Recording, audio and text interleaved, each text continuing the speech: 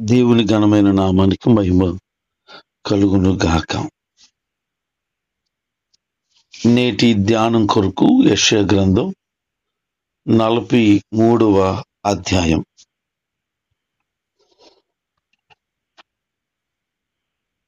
ఇశ్రాయేలు ప్రజలలో దేవునికున్న సంబంధాన్ని ఈ యొక్క అధ్యాయంలో వివరిస్తూ ఉన్నాడు. మనం కొద్దిమందితో మంచి సత్సంబంధాన్ని కలిగి ఉంటాము. ఎవరైనా మాట్లాడుతూ ఉన్నప్పుడు జనరల్గా పరిచయం చేస్తాం. ఈయన లేకపోతే ఈమె ఫలానా ఫలానా నా బంధువు లేకపోతే నా స్నేహితుడని సంథింగ్ ఉన్నటువంటి ఆ రిలేషన్ ఇతరులకి చెప్తాం. అదే వాళ్ళ మీద ప్రేమ ఉందనుకోండి, మనం కొంచెం 2 మాటలు ఎక్కువ చెప్తాం. పేరు ఊరు జనరల్గా చెప్తాము. ఈయన చాలా మంచోడండి, ఈమె చాలా మంచిది. లేకపోతే ప్రార్థన పరురాలు, చక్కగా పాటలు పాడతారు, లేకపోతే ఆత్మీయంగా ఉంటారు, చాలా కలిసిమెలిసి ఉంటారని ఏవో 2-3 మాటలు ఎక్స్ట్రా చెప్తాం. ఎందుకు చెప్పాలి అని అంటే, వాళ్ళతో ఉన్న మంచి సంబంధాన్ని బట్టి మనం 2 మాటలు ఖచ్చితంగా చెప్తాం. కొన్ని పర్యాయాలు మనం వాళ్ళ దగ్గర నుంచి ఏదైనా సహాయం పొందుంటే, నా కష్టంలో చాలా సహాయం చేశారండి వీళ్ళు, నిజంగా వాళ్ళే కనుక ఆ రోజు సాయం చేయకపోతే నేనేమైపోదునో అని అంతరంగంలో నుంచి కొన్ని మాటలు బయటకు వచ్చేస్తుంటాయి. ఎందుకు అలా చెప్పాలి అంటే, మరలా గుర్తు చేస్తున్నాను, వాళ్ళతో ఉన్న సత్సంబంధాన్ని బట్టి. మరి ఒక మనిషితో ఇంకొక మనిషికి ఇలాంటి సంబంధం ఉండి అది ఎంత బాగుంది అంత బాగుంది అని మనం గొప్పగా చెప్పుకుంటూ ఉంటే, దేవునితో మన సంబంధం ఎలా ఉంది, ఆత్మీయమైన జీవితం ఎలా ఉంది? ఎప్పుడు చూడు తినడం గురించి, పని గురించి, ఈ భూ సంబంధమైన వ్యవహారాల గురించి ఆలోచన చేస్తావు. ఎప్పుడు ఇదే ధ్యాస. ఈరోజు వండు, సాయంత్రం ఏం వండుదాం, సాయంత్రం వండు, రేపు ఉదయం ఏం వండాలా, ఏంటి ఈ ఎదవ తిండి గోల?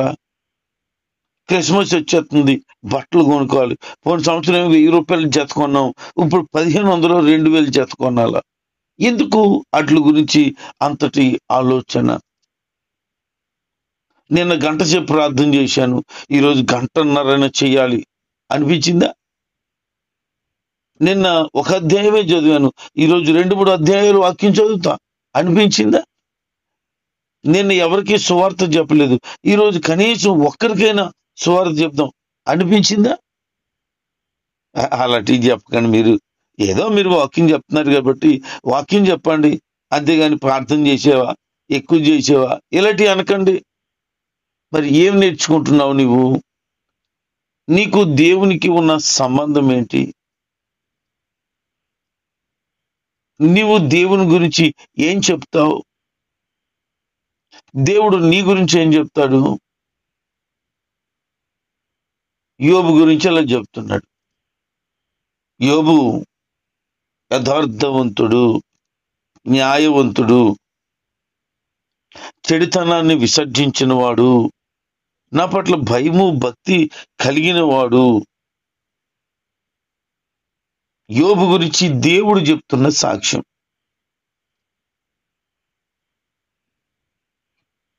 మోషేతో అంటాడు ఆయన, మోషే, నేను నీ తండ్రి దేవుడిని అని చెప్తాడు. అంటే ఒక వ్యక్తి గురించి దేవుడు ఇంత అద్భుతంగా చెప్తున్నారు. అబ్రాహాము గురించి చెప్తూ, నా స్నేహితుడైన అబ్రహాము అంటున్నాడు ఆయన. దావీదు గురించి చెప్తే, నా హృదయానుసారుడైన దావీదు అంటారు. నేను కోరుకున్నవాడు అతడే అంటాడు. అబ్బా, దేవుడు మాట్లాడుతున్నాడు. దేవునికి మనుషుడికి ఉన్నటువంటి ఈ ఆత్మ బంధాన్ని దేవుడు మాట్లాడుతున్నాడు. మరి నువ్వు దేవుని గురించి ఏం మాట్లాడతావు? ఈరోజు దేవుడి గురించి చెప్పాలి, నువ్వు ఏం చెప్తావు? మా దేవుడు యేసుప్రభు అండి, మేము ఆదివారం చర్చికి వెళ్తామండి, వెళ్ళి ఏదోలాగా ప్రార్థన చేసేసుకుని మా బాధలు తీర్చిన ఆయన, కష్టాలు తీర్చిన ఆయన అని వచ్చేస్తామండి. అని మా దేవుడండి.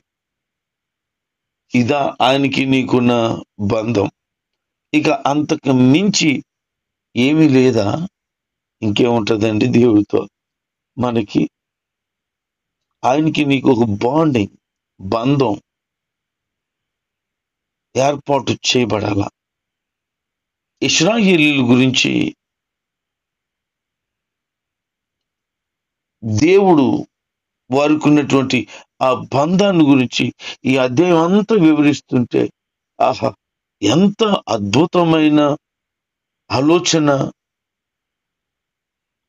వారి యొక్క ఉద్దేశం, వారు ప్రభు గురించి మాట్లాడుతున్న విధానం అమోఘమైనది. నాకు దేవునికి ఉన్న సంబంధం ఒక తండ్రి కొడుకుకున్న సంబంధం. ప్రార్థన చేసిన పర్యాయము నాన్న అని ఆయనతో మాట్లాడుతున్నప్పుడు, తండ్రి అని మాట్లాడుతున్నప్పుడు హృదయం దేవునికి దగ్గరవుతుంది. దేవా నీకే స్తోత్రం అంటే ఆయన నా దేవుడని అనిపిస్తుంది. కానీ తండ్రి అని పిలవగానే నా తండ్రి అనే ఆ ధైర్యం నాకు కలుగుతుంది.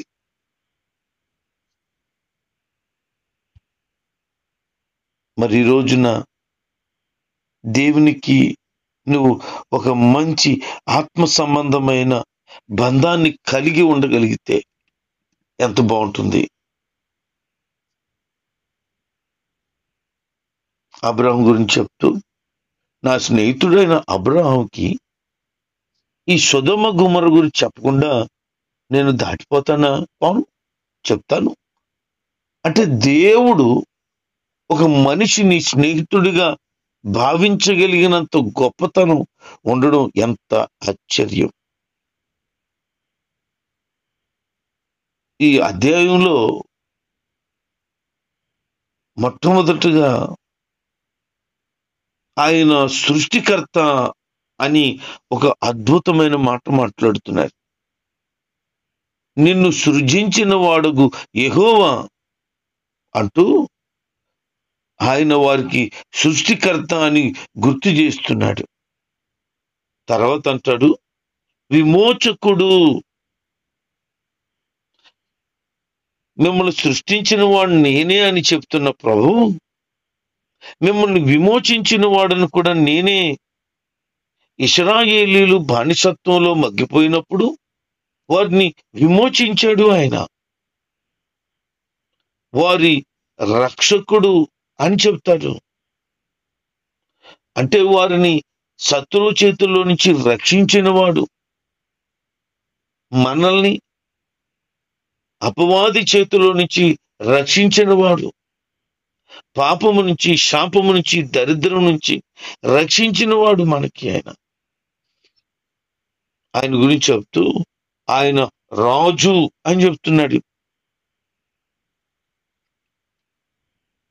ఒక రాజు తన ప్రజల పట్ల ఎంతటి సుభిక్షమైన మనసు కలిగి, క్షేమము కొరకు విచారణతో చక్కనైనటువంటి పరిపాలన చేస్తూ, రాజ్యములో అంతా కూడా సస్యశ్యామలముగా ఉండాలి, ఏది తక్కువగా ఉండకూడదు, నా రాజ్యంలో ఉన్న ప్రజలందరూ ఎప్పుడు కూడా ఆనందించాలి అనే ఒక గొప్ప ఆలోచన రాజుకే మాత్రమే కలిగి ఉంటుంది. అందుకే నేను మీకు క్షేమాన్ని విచారించేవాడుగాను, మీ కొరకు చింతించేవాడుగాను, అనగా మీ గురించి ఆలోచన చేసేవాడుగాను నేను ఉన్నాను, నేను మీ రాజుని అంటాడు ఆయన. సంరక్షకుడుగా ఉన్నాడట. ఒకవేళ తల్లి తండ్రి గనక లేకపోతే, ఒక బిడ్డ ఉంటే, వాళ్ళకి ఎవరైనా పింఛుండుంటే స్కూల్లో జాయిన్ చేసేటప్పుడు తల్లిదండ్రుల పేర్లు చెప్పండి అంటారు. వాళ్ళు లేరండి, ఇద్దరు చనిపోయారు అని అంటే మరి సంరక్షించే వాళ్ళు ఎవరు అంటారు. నేనేనండి సుబ్బారావుని, నా పేరు రాసుకోండి అంటారు. మంచిది. ఈ వ్యక్తి ఆ బిడ్డను సంరక్షిస్తున్నాడు అంటే తల్లి లేకపోయినా తండ్రి లేకపోయినా బాధ్యత తీసుకుని తల్లిగా తండ్రిగా ఆహారం పెట్టడం కానీ, వస్త్రాలు ఇవ్వడం కానీ, తన అక్కర్లు తీర్చడం కానీ, రాబోయే దినాల్లో తనకు ఒక మంచి భవిష్యత్తును అప్పగించడానికి బాధ్యత తీసుకున్నాడు సంరక్షకుడు. ఈ రోజున నీ గురించిన బాధ్యత దేవుడు తీసుకునేలాగా నువ్వు అప్పగించబడాలి ఆయనకి. అయ్యా నాకు ఎవరున్నారయ్యా దిక్కు, నా తల్లివి నీవే, నా తండ్రివి నీవే అని పాడతావే. అవును, నీ తల్లి నీ తండ్రిగా ఆయనను ఆ స్థానంలో నువ్వు పెట్టుకుంటే అప్పుడు ఆయన నీకు సంరక్షకుడిగా ఉంటాడు. ఇక నీ గురించి నువ్వు విచారించవలసిన పని లేదు. నీ కొరకు అంతా కూడా ఆయనే ఆలోచన చేసుకుంటాడు, ఆయనే చూసుకుంటాడు. మాకు అమ్మ ఉందండి, మాకు నాన్న ఉన్నారండి, అందుకనే నాకు సంరక్షణతో పని లేదు అని అనుకుంటున్నావేమో. అమ్మ కంటే నాన్న కంటే మించిన గొప్ప దేవుడు నీకు సంరక్షకుడై ఉండుంటే ఎంత క్షేమాన్ని కలిగి ఉంటావో. ఇంకా అంటాడు, వారిని ప్రేమించేవాడట. అబ్బా, దానియేలు నువ్వు బహుప్రియుడవు, నీ గురించి పరలోకంలో టాకు దేవుడు మాట్లాడుతున్నాడు. అస్తమాటికి నీ గురించే ప్రస్తావన. దానియేలు దానియేలు దానియేలు అని పరలోకంలో మారు మోగిపోతుంది నాయన అంటూ గాబ్రియెల్ అంటున్నారు, నువ్వు దేవునికి బహుప్రియుడు. ఎలా నీకు తెలిసింది గాబ్రియెల్ అంటే? నీ గురించి పరలోకంలో దేవుడు అస్తమాటికి మాట్లాడుతున్నాడే, అంతగా నిన్ను ప్రేమిస్తున్నాడు ఆయన అంటే అంతకంటే ఈ జీవితానికి ఇంకేమి కావాలి? మీడియాటరింగ్ చేస్తూ ఉంటారు కొంతమంది. ఇదిగో ఫలానా వాడు నిన్ను ప్రేమిస్తున్నాడట, ఇదిగో ఈ ఉత్తరం ఏమన్నాడు అంటే మధ్యలో మీడియాటరింగ్ చేస్తున్నారు అనమాట. ఎందుకు ఆ పనికి మళ్ళీ పని? కానీ ఒక మంచి పని చేయను. ఏంటి అంటే, ఎవరికైనా మాట్లాడుతున్నప్పుడు, ఎవరితోనైనా ప్రభు గురించి ప్రస్తావన తేగలిగినప్పుడు ఆయన నిన్ను ప్రేమిస్తున్నాడు అని చెప్పు. ఈ రోజున నిన్ను ఆయన ప్రేమిస్తున్నాడు. ఆయన నీ సృష్టికర్త, నిన్ను విమోచించేవాడు, నిన్ను రక్షించేవాడు, నీకు రాజుగా ఉన్నవాడు, నీకు సంరక్షణ అనుగ్రహించేవాడు. అంత మాత్రమే కాదు, నిన్ను ప్రేమించేవాడు. నిన్ను ఎవరు ప్రేమించలేదని బాధపడుతున్నావా? నన్ను ఎవరు ప్రేమిస్తారు అని అనుకుంటున్నావా? నా ప్రభు అని యేసు క్రీస్తు వారు నిన్ను ప్రేమిస్తున్నారు. ఒక రోజున కరపత్రికలు పంచుకుంటూ ఒక కుర్రోడు వెళ్తుంటుండగా ఒక పెద్దామె దగ్గరికి వెళ్ళాడట. వెళ్ళి, అమ్మా, యేసయ్య నిన్ను ప్రేమిస్తున్నాడు అని చెప్పి ఒక చిన్న పాంప్లెంట్ ఇచ్చాడట. ఇస్తే ఈమె ఆ మాట విని ఇక మూగబోయి ఏమీ మాట్లాడలేకుండా అలాగ నిర్గంతపోయిందట. ఈ మాట ఎప్పుడో విన్నది, యేసు అనే మాట ఆమె విన్నది.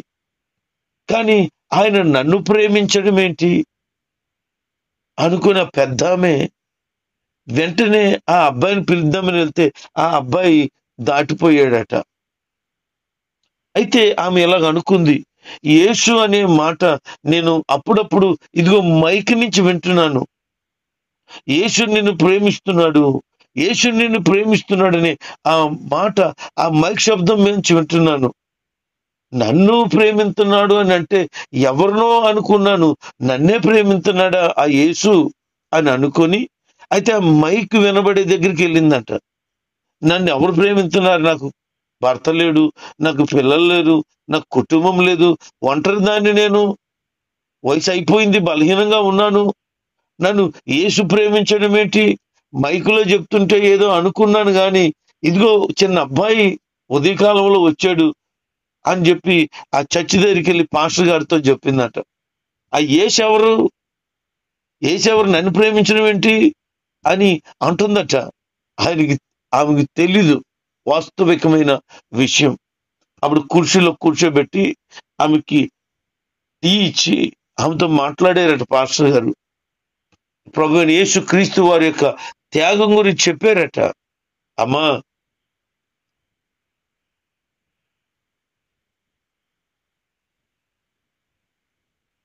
యేసు ప్రభు వారు ఎవరంటే ఆయన ప్రతి మనిషి పాపం కోసం చనిపోవటానికి వచ్చిన వ్యక్తి.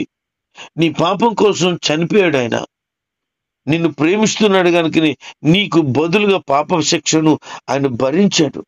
ఆయన నిన్ను ప్రేమిస్తున్నాడు, శాశ్వతమైన ప్రేమతో ప్రేమిస్తున్నాడు అని యేసుక్రీస్తు గురించిన ప్రేమను ఆమెకు చెప్పినప్పుడు అక్కడే మొక్కళ్ళేసి కన్నీళ్లు కారుస్తూ, నన్ను ఎవరూ ప్రేమించేవారు లేరు అనుకుని ఎందుకు ఈ జీవితం అని చచ్చిపోదాం అనుకున్నాను. ఈరోజే ఆ అబ్బాయి వచ్చి యేసు నన్ను ప్రేమిస్తున్నాడని చెప్పేసిపోయాడు.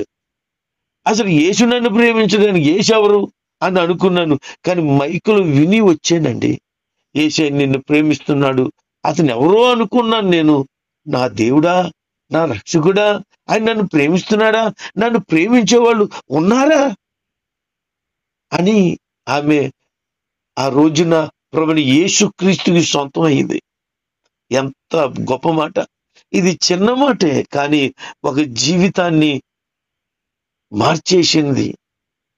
ఆమె యేసయ్య ప్రేమలో ఉండేలాగా చేసేసింది. ఈ రోజున నా ప్రభువైన యేసుక్రీస్తు వాడు నన్ను ఎంతో ప్రేమిస్తున్నాడు.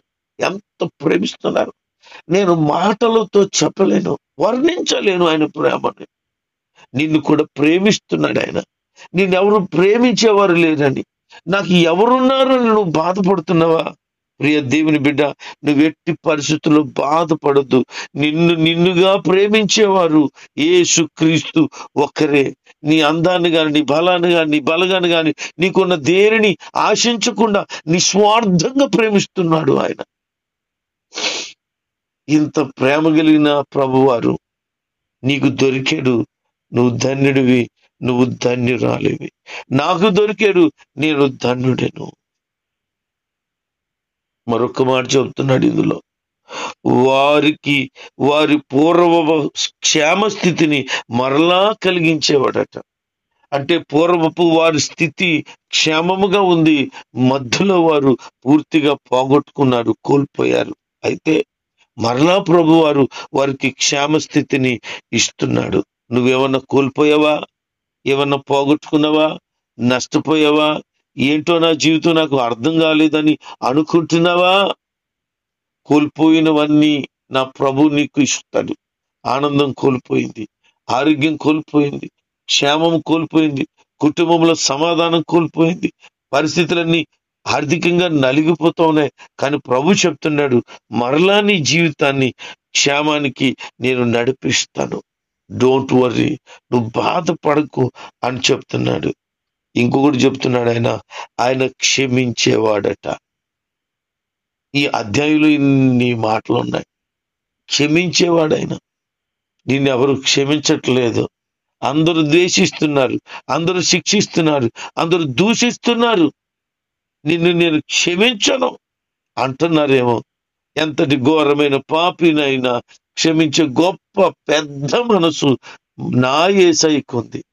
అయ్యా, నేను తప్పు చేశానయ్యా, అయ్యా నిన్ను బాధ పెట్టానయ్యా అని ఒక్కసారి క్షమాపణ కోరుకుంటే చాలు, వెంటనే క్షమిస్తాడు ఆయన. దావీదు ఘోరమైన పాపం చేస్తే పశ్చాత్తాపడితే ప్రభువారు అతన్ని క్షమించాడు. పాపినైన నన్ను కూడా క్షమించాడు. నిన్ను కూడా క్షమించగలిగిన గొప్ప మనసున్న దేవుడు ఆయన. ఇశ్రాయేలు వారు తాము చేయవలసింది చేయలేదు, అందువల్ల దేవుడు వారికి శిక్షించవలసి వచ్చింది. అయితే దేవుడు తాను చేయవలసినది చేశాడు. ఇశ్రాయేలీలు ఏమి చేయాలో ఆ దైవికమైన భయము, భక్తి, దైవారాధనను వారు చేయకపోయినా దేవుడు వారికి ఏదైతే చెయ్యాలని అనుకున్నాడో, ఏ కార్యాన్ని వారికి చేయాలనుకున్నాడో, ఏది వారికి ఇవ్వాలనుకున్నాడో అది ఇచ్చేశాడు అంతే. ఐగుప్తులో బయలుదేరినప్పుడు వారు విగ్రహారాధనకు వెళ్ళిపోయారు, వ్యభిచారం పాలైపోయారు. దూడను చేసుకున్నారు, శణిగారు. కానీ వారికి ఏమి ఇవ్వాలనుకున్నాడంటే కనాను ఇవ్వాలనుకున్నాడు. ఆయన ఇచ్చేశాడు. నువ్వు మాట తప్పుతావు, కానీ ఆయన మాట తప్పుడు. నువ్వు చేయాల్సినవి చేయకుండా ఎగ్గొట్టేస్తావు. నా వల్ల కాదు బాబా, నేను చేయలేకపోతున్నాను, అనుకున్నాను కానీ నెరవేర్చలేకపోతున్నాను, అనుకున్నాను కానీ తీర్చలేకపోతున్నాను అనుకుంటావు. కానీ నా ప్రభుని యేసుక్రీస్తు వారు నీకు మాట ఇచ్చారా? 100% దాన్ని జరిగించేవాడై ఉన్నాడు. దేవుడికి నువ్వు సాక్షిగా ఉండగలిగితే ఎంత బాగుంటుంది. ఆయన మహిమపరిచే వ్యక్తిగా నువ్వు ఉంటే ఎంత బాగుంటుంది. ఇశ్రాయేలు దేవుడు తమకు దేవుడిగా, రక్షకుడిగా నమ్మిన వారి జీవితాలు మధుర్యమైనటువంటి పరిస్థితిలోనికి వెళ్ళిపోతాయి. కనుక ఈరోజు వాక్యం వింటున్న బిడ్డలారా, నీ జీవితంలో దేవుడు నీ గురించి మాట్లాడుతున్న ఈ గొప్ప మాటలు విన్నావు కదూ. ఆయన గొప్పతనాన్ని నువ్వు అర్థం చేసుకున్నావు కదూ. ఈ రోజు నుంచి ఆయనకి ఇష్టమైన బిడ్డగా బ్రతుకు. ఆయన గురించి సాక్షిగా ఉండు. నా ప్రభు నీ చేతులు పట్టుకుంటాడు, నిన్ను లేవనెత్తుతాడు, బండ మీద నిన్ను నిలబెడతాడు. అనేక మందికి దీవెనకరమైన వ్యక్తిగా నిన్ను చేస్తాడు. అటు భాగ్యం వాక్యం విని విశ్వసించిన వారందరికీ దేవుడు సమృద్ధిగా దయచేయునుగాక. ఆమేన్.